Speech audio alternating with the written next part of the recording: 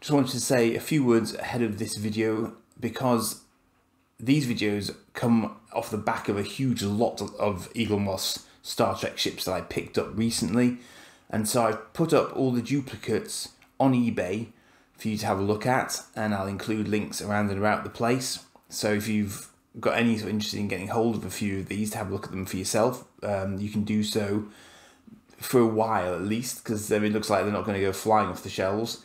I've tried to price them quite reasonably, so do please go and have a look, and without further ado, I will get on with the main video. Cheers.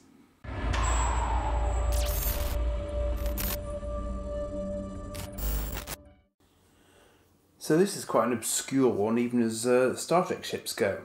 This is the ECS Fortunate, and that apparently stands for Earth Cargo Service, rather than what I thought it might have stood for, which was Earth Cargo Ship. But anyway, Earth Cargo Service.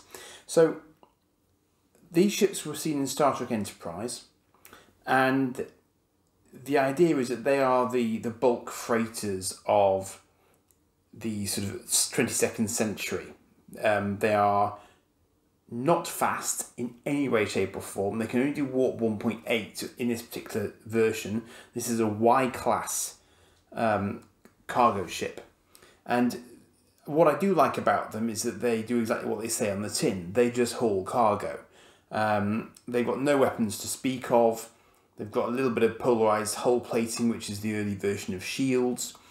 And basically, you attach up to 8 large cargo containers to them, very carefully balanced, and then you let them go. But the interesting sort of side effect of them being so slow is that they were trying to service the early Earth colonies that were quite a way apart. And as you can see, it's only actually it's not mentioned here, but I think it was warp 1.8 for this one. And although the warp scale is logarithmic, it's 1.8 is still pretty slow, so it's taking them years to do their full cargo route, which actually makes them generation ships. So the guy who helms the Enterprise was actually born on board one of these freighters. So that's somewhat ironic in the sense that, you know, they were clearly never designed to be that, but because they take so long to get from A to B, they have to be very sort of self-sufficient. There's some interesting design drawings in here, because they ended up putting the warp nacelles right at the back of the ship, right back here, which I hadn't really appreciated with this particular design. I'd rather thought that they would sort of put them at the front, like a sort of a warp sled, and, you know, act like a tug to sort of pull everything behind them. But apparently they've slung them at the back, so the whole of the sort of the middle of the spine of the ship is fixed, and the cargo pods are going onto these sort of struts on the side, onto the sort of, you know, the endoskeleton of it, if you like. So I thought that was quite a sort of novel approach to it. And they obviously iterated a few times, but it was Ensign Mayweather here. He was the guy who actually helmed the Enterprise, but he was born on board the ECS Horizon. And it's apparent that basically, you know, these guys cannot hold their own against people like Nausicaan pirates. They will just get clobbered in 2 seconds flat. So it was only the intervention of the NX-01 that saved this one when it bit off considerably more than it could chew. I don't remember the episode terribly well. It's called Fortunate Son. But these are sort of interesting sketches here of what they sort of could have ended up using. And this one, you see, has the nacelles up front. I quite like that as a concept. It's more Nostromo-esque somehow, you know, where they can just sort of pull things along behind it. That would make sense to me, but that's not what they went with. So another couple of iterations of it there. And then just sort of generally talking about the fact that, you know, these were some of the earliest ships in Earth's fleet to have warp drive. So they were sort of pioneering, but I think this next page mentions that the warp scale here, when the warp 5 engine that Enterprise has comes out, it's way better than going at sort of warp 1. So warp 5 isn't 5 times warp 1, it's way more than that. So it says here, the warp speed graph shows that warp 5 is not simply 5 times faster than warp 1. It's actually 214 times faster than the speed of light, which is warp 1. So it's quite telling that that is just how much slower these freighters were. And apparently at the end of this episode, the guy is basically saying, I've got to get a warp 3 upgrade because otherwise I'm not going to be able to compete. But it also meant that they couldn't run away from anyone who was challenging them. So there's the warp engines again there, the nacelles anyway. So they couldn't run away from anyone. They couldn't outgun anyone. So they were basically sitting ducks. They were hauling delirium, which is what powers starships. So they were very, very tempting prey for any pirates who happened to want to come by. Apparently they did show up briefly in some other episodes as well, kind of as background ships. But let's have a look at this. I've got a sort of a new respect for it, having read the sort of the background detail to it from there.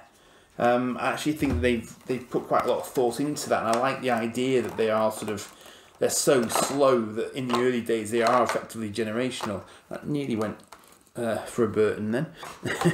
Nearly. Yeah, it's quite nice and heavy actually. That's nice. It's good detailing on it. I think it should be that way round. I think it may have just flipped itself when it tried to escape just then. So I don't think it was actually the right way around in its. It may be the right way around in its box, but I just inverted it by accident. Let's see if I can get the stand out from the bottom. So apparently with this one, you just need to. Let me show you that one a bit more clearly. You just have to sort of grab it in the middle, basically. That's where the stand goes.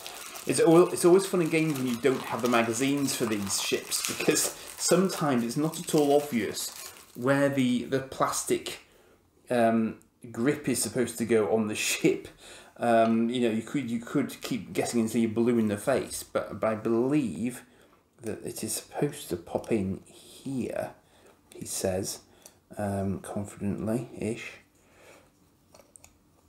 Come on now.